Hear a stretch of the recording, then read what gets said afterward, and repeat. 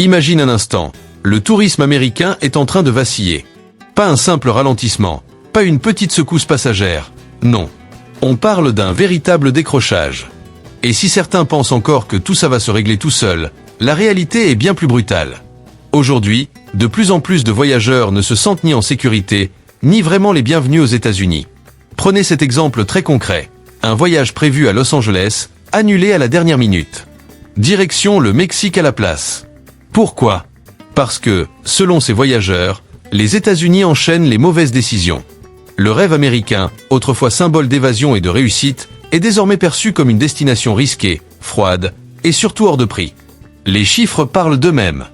Rien que sur le premier trimestre 2025, le tourisme a fait perdre plus de 29 milliards de dollars aux principaux États du pays.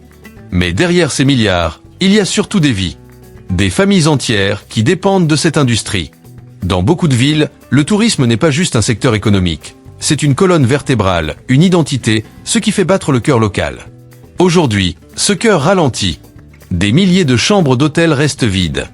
Des dizaines de milliers de salariés voient leurs heures fondre. Et si cette dynamique continue, certains experts parlent déjà d'un effondrement systémique. Dans cette vidéo, on va passer en revue les 10 États américains en alerte rouge, ceux où le tourisme est en train de s'écrouler. Et reste bien jusqu'à la fin, parce que le dernier État pourrait vraiment te surprendre. Commençons par un symbole. Un géant. Une destination que l'on pensait intouchable, la Floride. Pendant des décennies, la Floride a incarné le soleil, la détente, les vacances idéales. Miami, Orlando, les plages, les parcs d'attractions, c'était le rêve. Aujourd'hui, ce rêve s'effrite. En 2025, la Floride ne fait plus rêver, elle inquiète. Là où il y avait des foules, on trouve désormais des plages presque désertes. À Orlando et Miami, les hôtels affichent des taux de remplissage alarmants. À Clearwater, des panneaux à vendre fleurissent là où l'on attendait des touristes. Même les parcs d'attractions, jadis saturés, réduisent leurs horaires faute de visiteurs. Brenda Brown, une touriste canadienne, résume le malaise. Selon elle, les relations entre pays voisins devraient faciliter les voyages, pas les compliquer. Résultat, à chaque retour potentiel aux États-Unis, l'hésitation grandit. Et quand un touriste ne se sent plus accueilli, peu importe la beauté des plages ou la promesse du soleil, il ne revient pas. La famille Pressman, fidèle à la Floride depuis des hivers entiers et prête à y acheter un bien pour la retraite, a finalement changé d'avis. Leur nouveau plan. Le Mexique. L'impact est colossal. En Floride, près de 1,2 million d'emplois dépendent directement du tourisme. En 3 mois seulement, ce chiffre a chuté de plus de 17%.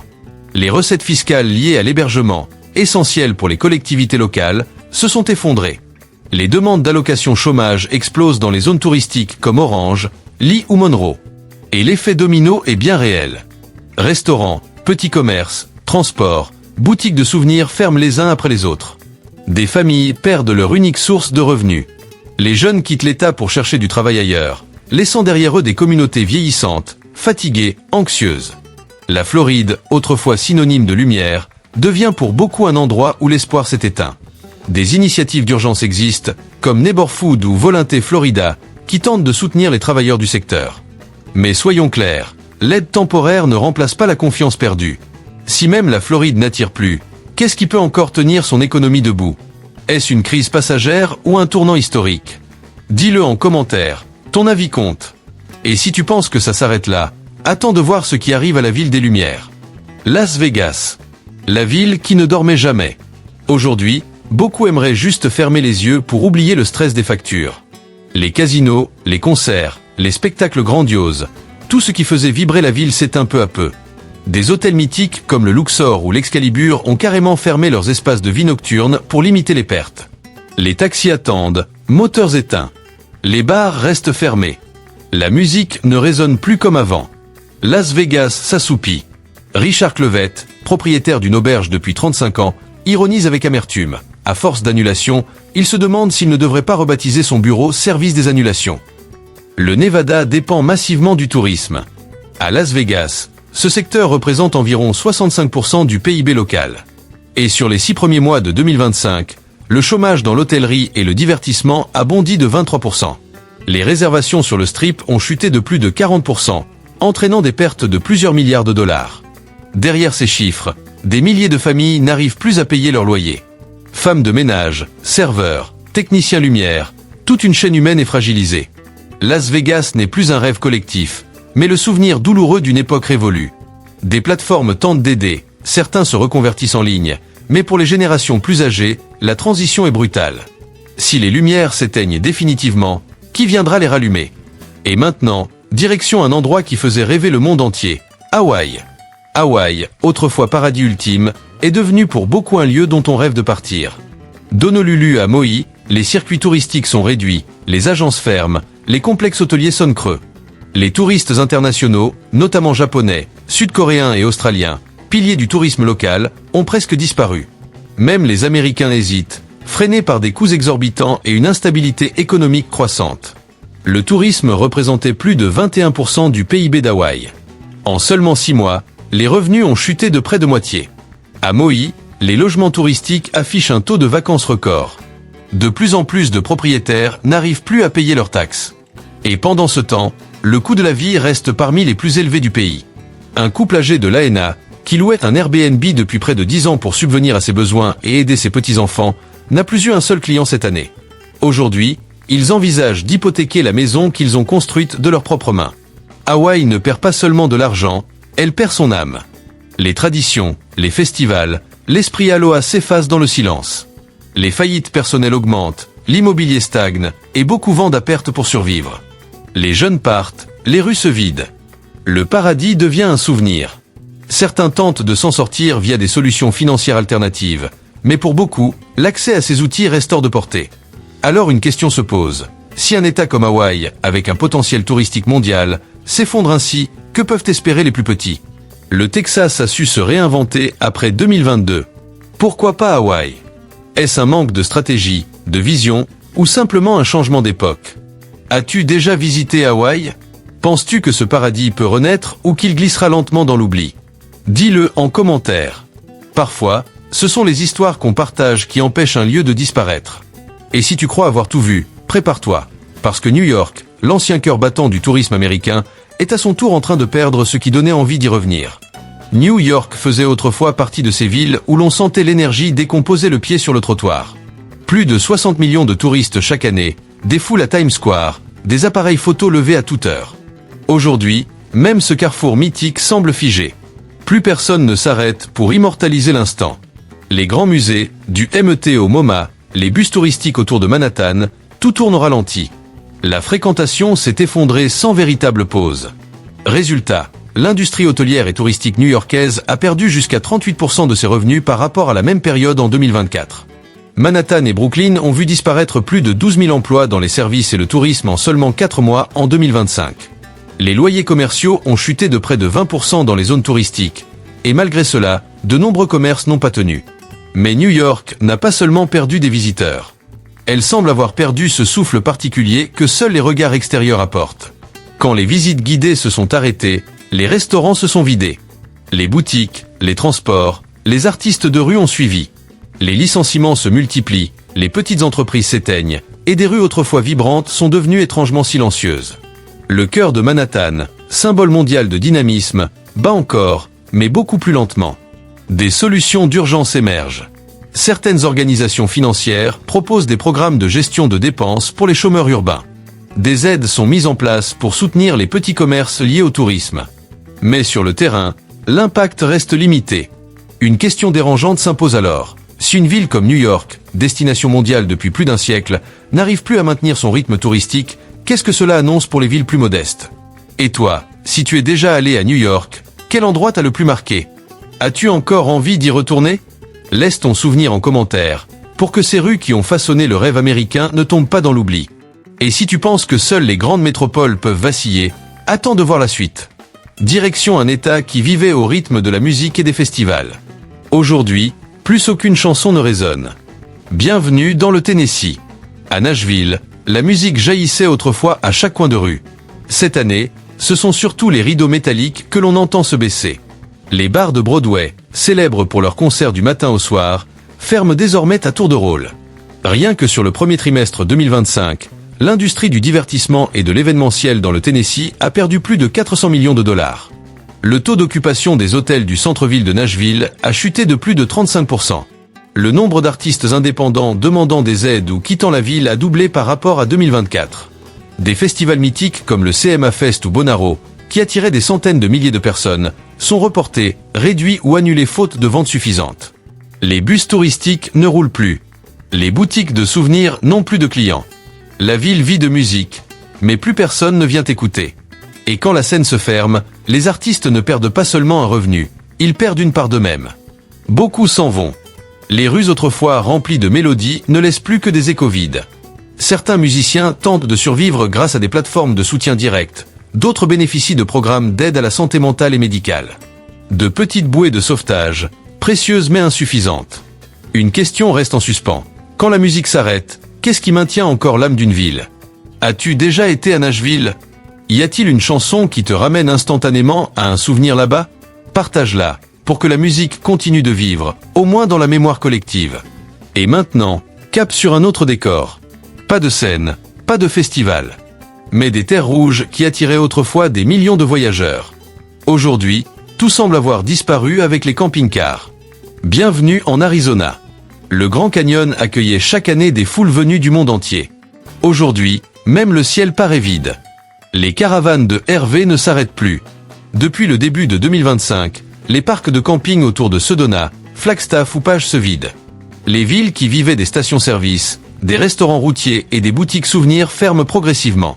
Les circuits touristiques autour du canyon, des cultures amérindiennes ou de l'écotourisme sont presque à l'arrêt. Selon le National Park Service, la fréquentation du Grand Canyon a chuté de 41% en 2025. Le tourisme représentait près de 15% de l'économie de certains comtés. Aujourd'hui, de nombreuses entreprises locales ont réduit leurs effectifs de 30 à 50%.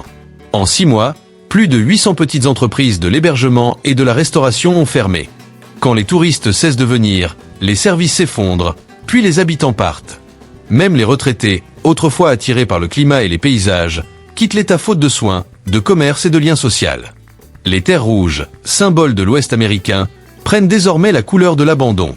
Quelques communautés tentent d'innover avec un tourisme alternatif, plus local, plus connecté. D'autres apprennent à survivre en réduisant drastiquement leurs dépenses. Mais une question persiste. Si même le Grand Canyon, l'une des merveilles naturelles du monde, n'attire plus, qu'est-ce qui peut encore retenir les gens ici? As-tu déjà traversé l'Arizona en camping-car? Dormi sous un coucher de soleil au bord du canyon? Raconte-le, car ces souvenirs pourraient bientôt n'exister que dans nos esprits. Et si tu penses que le désert est l'épreuve ultime, attends de voir la suite. Direction l'Illinois. Un État qui abritait le plus grand centre de congrès des États-Unis, aujourd'hui presque vide. À Chicago, McCormick Place accueillait des centaines d'événements chaque année. En 2025, beaucoup ont été annulés ou déplacés en ligne. Les hôtels alentours font face à une crise sans précédent. Restaurants, services de navette, organisateurs d'événements ferment ou réduisent drastiquement leur activité. Ce n'est pas seulement l'annulation de conférences. C'est toute une chaîne de valeurs urbaines qui s'écroule. Moins de visiteurs, moins de clients, des taxis à l'arrêt, des milliers d'emplois perdus.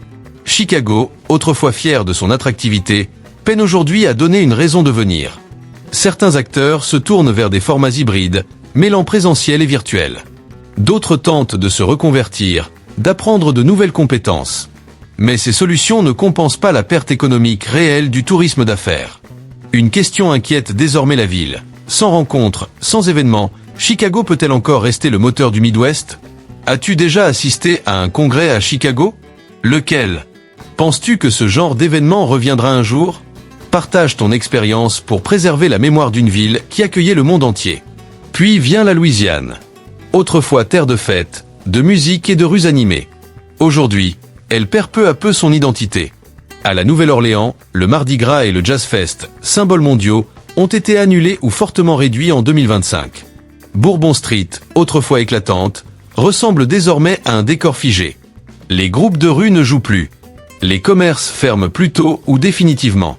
En 6 mois, près de la moitié des touristes internationaux ont annulé leur voyage. Des milliers de petites entreprises ont demandé une suspension temporaire d'activité. Les pertes se chiffrent en centaines de millions de dollars. Mais le plus grave n'est pas financier. C'est culturel. Une musique sans public. Des traditions sans témoins. Et des habitants qui commencent à douter que quelqu'un s'intéresse encore à leur héritage. La Nouvelle-Orléans ne disparaît pas dans le bruit, mais dans l'oubli. Des artistes et associations tentent de relancer de petits événements, de sauver ce qui peut l'être. Mais sans un élan collectif, cela reste fragile. Si une ville perd sa musique et son espoir, qui se souviendra encore d'elle? Et enfin, cap sur la Caroline du Sud. Un État paisible, chargé d'histoire, aujourd'hui vidé lentement par le départ silencieux de ses habitants. Charleston et des îles comme Hilton Head attiraient autrefois les voyageurs en quête de calme, de tradition et de plages lumineuses. En 2025, les réservations du week-end s'effondrent. Les visites patrimoniales sont annulées. Un quart des auberges locales ont été mises en vente en 3 mois. Le chômage dans l'hôtellerie explose. Les dépenses touristiques chutent de centaines de millions de dollars. Mais au-delà de l'économie, c'est le tissu social qui se déchire. Des personnes âgées, autrefois autonomes grâce à la location saisonnière, n'y arrivent plus. Les quartiers se vident. Les maisons pleines de rire deviennent silencieuses. Le tourisme était un pont entre générations. Quand il disparaît, les souvenirs s'effacent aussi. Et pour finir, il reste un état lointain, froid, isolé. Là-bas, quand le tourisme disparaît, il ne reste plus que le silence, l'hiver et l'attente. Autrefois, l'Alaska était ce bout du monde où les bateaux de croisière accostaient chaque été, chargés de rêves, de curieux et d'espoir. En 2025, les quais sont restés vides. Et avec eux, quelque chose de plus profond s'est retiré en silence. À Juneau, à Skagway, là où chaque arrivée de navire faisait vibrer la ville, il ne reste aujourd'hui qu'un parfum de nostalgie. Sans touristes, tout s'est grippé. Les coûts de transport ont explosé, les prix à la consommation ont suivi, mais les salaires, eux, n'ont pas tenu le rythme. Le pouvoir d'achat des habitants s'est effondré. Moins de visiteurs signifie moins de circulation économique, moins d'approvisionnement abordable et une hausse généralisée des prix. Peu à peu, des communautés entières glissent vers un isolement encore plus profond. Dans un État peu peuplé et extrêmement dépendant des flux touristiques, ce n'est pas seulement l'économie qui s'éteint, mais aussi le lien avec le reste du pays. L'Alaska, jadis rêvé, devient pour certains un lieu sans raison suffisante pour rester. Certains habitants tentent de s'adapter, vendant des produits locaux en ligne, via des plateformes de commerce numérique. Mais les frais d'expédition élevés depuis l'Alaska rendent la concurrence presque impossible. Des fonds de soutien ont bien vu le jour, des programmes encouragent la consommation locale, mais l'ampleur reste trop limitée pour inverser la tendance. Et une question demeure, presque philosophique. Si même les endroits les plus spectaculaires ne sont plus visités, leur beauté suffit-elle encore à les faire vivre? As-tu déjà rêvé de l'Alaska? Penses-tu que cette terre mérite encore d'être explorée? Ou est-elle en train de devenir un territoire que l'on oublie doucement? Partage ton regard, pour que les voix de ceux qui y tiennent encore continuent de résonner, même aux confins du pays. Et voilà la réalité de ces 10 États confrontés au vide. Un vide économique, bien sûr, mais aussi émotionnel et identitaire. Car le tourisme n'est pas qu'un secteur d'activité. C'est le battement de cœur des communautés, la mémoire vivante des villes, ce qui donne du sens aux rencontres et de la couleur aux saisons. Quand il s'arrête, une question s'impose. Qu'est-ce qui retient encore les gens quelque part? Des plages de Miami aux docks de Juneau, chaque pas d'un visiteur a longtemps nourri l'économie, la culture et la confiance collective à travers l'Amérique. Aujourd'hui, les aéroports sont silencieux, les hôtels désertés, et les villes qui vivaient de ces allers-retours se délitent lentement. Pas besoin de catastrophes naturelles. L'absence de personnes suffit à faire vaciller l'existence même d'une ville. Pour beaucoup, voyager n'est qu'une succession de destinations. Mais pour des millions d'Américains, c'est un repas sur la table, un toit, la possibilité de vivre de son métier, de sa passion, au sein de sa communauté. Quand le tourisme s'effondre, ce ne sont pas seulement des revenus qui disparaissent, mais des fragments essentiels du tissu humain du pays. Et chez toi, est-ce que quelque chose a changé? Les rues animées, les boutiques ouvertes, les festivals, les sourires de la haute saison sont-ils toujours là? Raconte-le, pour que personne n'ait l'impression d'être le dernier à se soucier de ce qui se passe. Si tu penses que cette histoire mérite d'être entendue, partage cette vidéo. Pas pour semer la peur, mais pour rappeler ce que nous sommes en train de perdre, et qu'il est peut-être encore temps de préserver. Cette vidéo se veut analytique et réflexive.